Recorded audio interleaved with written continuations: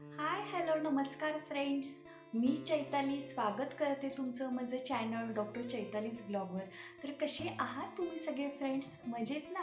मजेतच असायला हवं. आणि आज मी एक असा इंटरेस्टिंग टॉपिक घेऊन आलेली आहे जो आय नो प्रत्येकाने हा फेस केलेलीच गोष्ट आहे, जी म्हणजे आपण कुठेही प्रवासात असू दे, एखाद्या फंक्शनमध्ये असू दे किंवा घरी देखील असू दे, प्रत्येकाला ॲसिडिटीचा त्रास हा उद्भवतोच. आणि बरेच जण मग त्यासाठी काय करतात, डेली मॉर्निंगला एक ॲसिडिटीसाठी गोळी घ्या आणि मग दिवसाची सुरुवात करा. पण जसं मी माझ्या लास्ट एका ब्लॉगमध्ये सांगितलं होतं की आपल्याला पोटामध्ये काही मेडिकल तयार करायचं नाही आहे. सो अशा गोष्टींसाठी घरगुती कुठला उपाय आपल्याला योग्य राहील आणि त्याचबरोबर त्याचा कुठलाही साईड इफेक्ट देखील होणार नाही, अशीच एक होम रेमेडी मी तुमच्यासाठी आजच्या ब्लॉगमध्ये घेऊन आलेली आहे.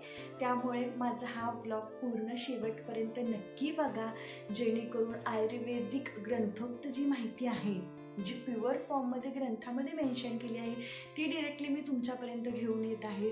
सो पूर्ण ब्लॉग नक्की बघा. आय होप ही माहिती सगळ्यांसाठी बेनिफिशियल असेलच. आणि हा जो प्रॉब्लेम आहे हा बऱ्यापैकी प्रत्येक जणाने आपल्या लाईफमध्ये कधी ना कधी सफर केलेला आहेच.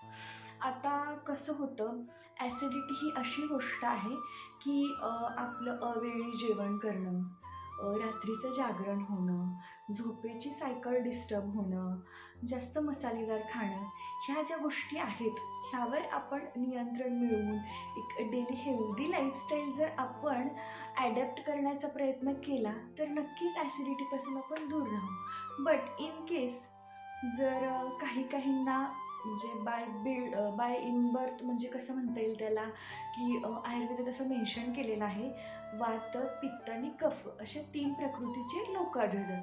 पण त्यातले जे पित्तप्रधान प्रकृतीचे जे लोक असतात त्यांना ॲसिडिटीचा त्रास हा वारंवार होतच असतो. सो ते लोक तर झालेच, पण त्याचबरोबर अदर पीपल ज्यांना ते ॲसिडिटीचा त्रास आहे आणि आता अचानक ॲसिडिटीचा त्रास होतोय, काय करू? तर अशासाठी एक मस्त रेमेडी मी तुमच्यासाठी घेऊन आले. तर काय करायचं बघा फ्रेंड्स, तर 1 चमचा शंख भस्म आणि 1 चमचा पत्री साखर, पत्री खडीसाखर जी असते ती घ्यायची आहे. आणि ह्या दोन्हींना एका खलबत्त्यात एकत्र करून मस्त घोटून घ्यायचं आणि त्याची एक पातळ पावडर करायची आहे. ओके. तर ती पावडर केल्यानंतर आपण एका एअरटाईट कंटेनरमध्ये ती ठेवून द्यायची आहे आणि ती कॅरी करायची आहे. फॉर एक्झाम्पल तुम्ही एखाद्या प्रोग्रामला गेलात आणि तिथे तुम्हाला ॲसिडिटीचा त्रास फील होतोय, 1 चिमट त्या डब्यातून घ्यायची, जिभेवर ठेवायची आणि ती चगळायची आहे. बऱ्यापैकी लोकांना पहिल्या डोसमध्येच छान इफेक्ट दिसतो.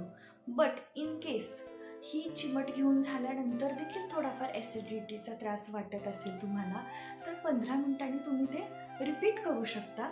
दुसरी त्यातली चिमट घेऊन जिभेवर ठेवू शकता. असंच तुम्ही 4 वेळेसपर्यंत रिपीट करू शकता.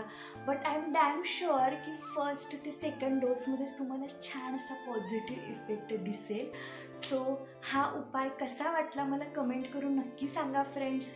तुमच्या प्रत्येकाची कमेंट्स मी वाचत असते आणि प्रत्येकाच्या कमेंट्सवर रिप्लाय देखील देत असते.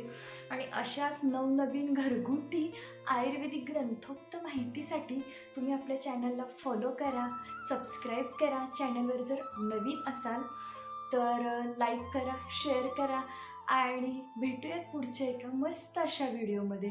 तोपर्यंत बाय बाय फ्रेंड्स, काळजी घ्या.